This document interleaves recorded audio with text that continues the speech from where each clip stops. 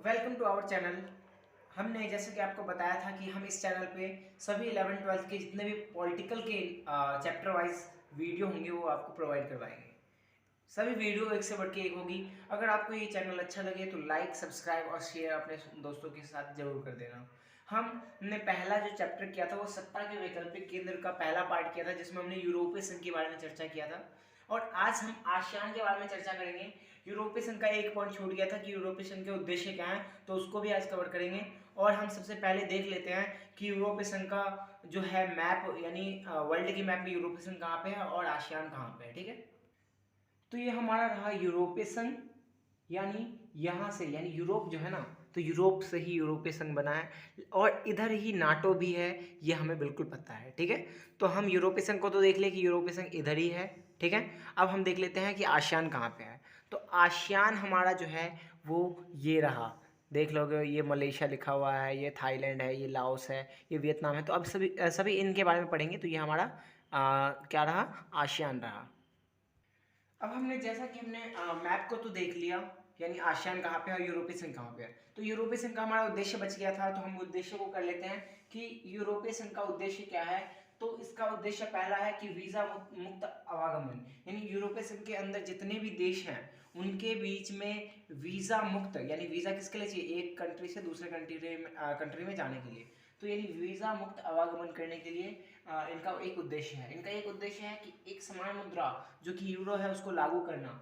फिर आंतरिक सहयोग को बढ़ावा देना। आंतरिक सहयोग का मतलब कि यूरोपीय संघ के अंदर जितने भी देश शामिल है उनके बीच में आपसी सहयोग हो। ठीक है, फिर हमारा सभी देशों में एक समान विदेश नीति।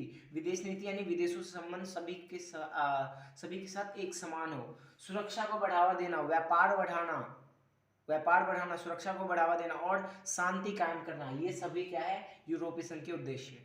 और यहीं पे हम अब आते हैं आसियान के बारे में। तो आसियान क्या है, तो आसियान जो है वो 10 देशों से मिलकर बना है और जिसका जो हेडक्वार्टर है वो है जकार्ता में, जो कि इंडोनेशिया की राजधानी है, जो कि हम आगे पढ़ेंगे, हमने लिख भी रखा है। और आसियान का फुल फॉर्म क्या है तो ये भी पढ़ लेना, दक्षिण पूर्वी एशियाई राष्ट्रों का संगठन। यानी ये बताया गया है कि मैप में जो दक्षिण पूर्व एशियाई, जैसा कि हमने मैप में देखा भी है कि दक्षिण पूर्वी एशियाई जो राष्ट्र हैं उनका एक संगठन है जो कि 10 देशों का एक ग्रुप है। ठीक है, इसे आसियान कहा जाता है। और इसकी जो स्थापना हुई थी वो 1967 में हुई थी। तो आसियान की स्थापना 1967 यानी 1967 में। और आसियान क्षेत्रीय मंच, याद रख लेना ये दोनों अलग है। आसियान की स्थापना 1967 में और आसियान क्षेत्रीय मंच की स्थापना 1994 में हुई थी। ठीक है, यानी 1994 में हुई थी। अब है हमारा कि आसियान की जो स्थापना हुई थी, तो हमने पढ़ा था कि यूरोपीय संघ की स्थापना मास्ट्रिक्ट संधि के तहत ही 1992 में हुई थी। तो हमारा जो आसियान है उसकी स्थापना 1967 के बैंकॉक घोषणा पत्र पर हस्ताक्षर करके हुए थे। 5 देश इसके संस्थापक थे और 5 बाद में जुड़े थे। तो 5 प्रारंभिक कौन थे, 5, तो 5 देश हैं, Indonesia, Malaysia, Singapore, Thailand, Philippines. और हमने कहाँ पे है वो हमने मैप में देख भी लिया है।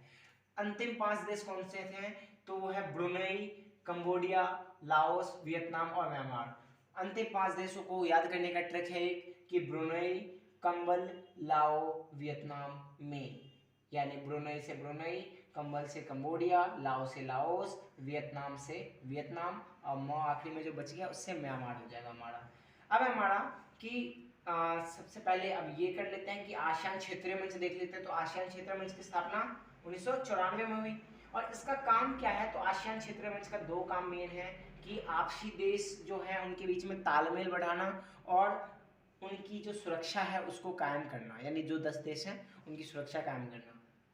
अब हम देख लेते हैं आसियान शैली क्या है। आसियान शैली यानी आसियान का जो शैली है उसको हम पढ़ लेते हैं। तो क्षेत्रीय विवादों को सैन्य नहीं अपितु शांति से सुलझाना, यानी जो भी विवाद होगा 10 देशों के बीच जो कि आसियान में जुड़े हुए हैं, तो ये सैन्य कार्रवाई से नहीं अपितु शांति से सुलझाया जाना चाहिए। ठीक है, ये आसियान शैली है।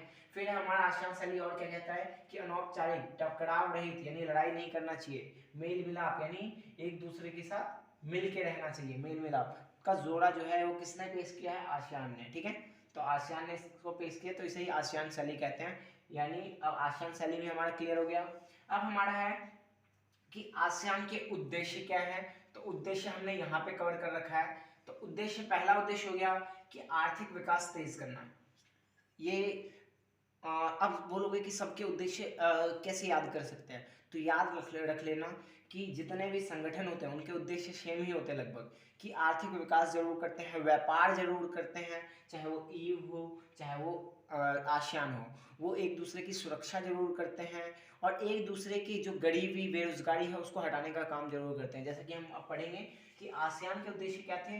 तो आर्थिक विकास को तेज करना, सामाजिक सांस्कृतिक विकास करना, शांति को बढ़ावा देना जो कि इनका भी काम था, मध्यस्थता करवाना यानी अगर लड़ाई हो जाती है तो दोस्ती करवाना एक दूसरे की, फिर बेरोजगारी को हटाना, गरीबी का उन्मूलन करना यानी उन्मूलन का मतलब खत्म करना या हटाना, व्यापार को देश के बीच में बढ़ाना, आसियान के जितने भी देश हैं उनके बीच में व्यापार बढ़ाना ताकि व्यापार से उनका देश जो है वो विकास कर सके। ठीक है, अब हमारा आसियान के मुख्य 3 स्तंभ हैं, उसको हम अच्छे से पढ़ लेते हैं कि आसियान का पहला स्तंभ सुरक्षा समुदाय स्तंभ, आसियान सुरक्षा समुदाय स्तंभ है। फिर दूसरा है आसियान आर्थिक समुदाय स्तंभ। फिर हमारा आसियान सांस्कृतिक समुदाय स्तंभ। तो यानी आसियान सुरक्षा स्तंभ जो है वो सुरक्षा का काम करता है आसियान के देशों के बीच में और उनको सुरक्षा प्रदान करता है। आर्थिक समुदाय क्या करता है, तो उनके बीच में व्यापार को बढ़ाता है, उनके बीच में जो पैसे का जो लेन देन है वो आर्थिक समुदाय स्तंभ करता है। और संस्कृति, आसियान संस्कृति समुदाय जो है वो संस्कृति को बचाने और बढ़ाने का काम करता है आसियान के देशों के बीच। ठीक है, अब हमारा एक आखिरी पॉइंट रह गया इसमें कि आसियान जो है, आसियान विजन 2020 क्या है या क्या था, क्योंकि 2020 बीत गया तो क्या था। तो यानी आसियान विजन 2020 क्या था कि टकराव के साथ नहीं, हम लड़ाई नहीं करेंगे, टकराव के साथ नहीं बल्कि बातचीत से हम काम चलाएंगे, यानी लड़ाई नहीं, टकराव नहीं, बातचीत से काम चलाएंगे। यही आसियान का विजन 2020 था। ठीक है, उसके बाद दूसरा विजन क्या था कि अंतर्राष्ट्रीय समुदाय में, अंतर्राष्ट्रीय समुदाय मतलब इंटरनेशनल जो एक प्लेटफॉर्म है वहाँ पे आसियान की बहिर्भूमिका को निभाना, यानी बहिर्भूमिका का मतलब बहुत सारी भूमिकाएं निभाना आसियान को। तो ये उनका 2020 का विजन है।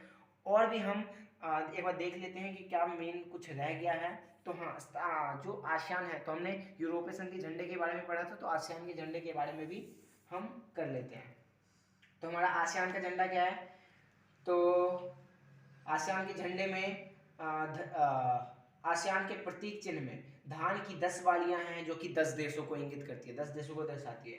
और इसमें एक वृत्त भी है, आपने बुक में जाके देखना कि इसमें वृत्त है जिसमें धान की जो बाली है वो कवर है। तो वृत्त क्या दर्शाता है कि इनकी एकता को दर्शाता है और ये देश आपस में मित्रता और एकता से बंधे हुए हैं, ये आसियान की धान की बालियां ये कहती हैं। ठीक है, अब हमारा कुछ और पॉइंट रह गया इसका कि आसियान भारत का आसियान देशों के साथ जो मुक्त व्यापार हुआ है, तो वो है कि भारत ने 2 आसियान सदस्य सिंगापुर और थाईलैंड के साथ मुक्त व्यापार समझौते पे हस्ताक्षर कर दिया है। ठीक है, यानी सिंगापुर और थाईलैंड यानी 2, ठीक है, आसियान के देशों के साथ मुक्त व्यापार पे काम करना चालू कर दिया है। अब हमारा बस अब हमारा यहाँ पे ख़त्म होता है आसियान का और आसियान। अगर आपको ये अच्छा लगे चैनल, अच्छा लगा ये वीडियो, तो लाइक शेयर और सब्सक्राइब जरूर कर देना और इसको अपने दोस्तों के साथ शेयर भी कर देना। ठीक है, धन्यवाद।